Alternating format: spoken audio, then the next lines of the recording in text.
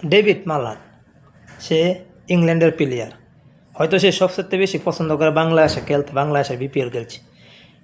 এটা শোনার পরে সে তো বলছে, মানে সে একটা ইচ্ছা জ্ঞাপন করছে যে আমি ইংল্যান্ডের পরে কিন্তু দেশে যদি খেলে শান্তি পাই রয়েছে বাংলাদেশ, আমি বাংলাদেশ টিমে খেলতে পারলে আমি অনেক, মানে একটা ইন্টারভিউ দিচ্ছে সে।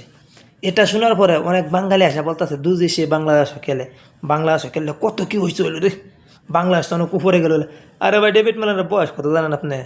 হয়তো সে একসময় ওয়ার্ল্ড পৃথিবীর মধ্যে নাম্বার 1 ব্যাটসম্যান ছিল। ওয়ার্ল্ড পৃথিবী সে খেলে বেড়াইছে, আইপিএল, বিগ ব্যাশ সব জায়গায় খেলছে। তো আজকে তার বয়স আপনারা মাথার মাথায় গেলেও আছে, তার বয়স দেখছেন, তারে আপনারা বাংলা জাতীয় দল নিয়ে খেলায় হেলাইতেছেন।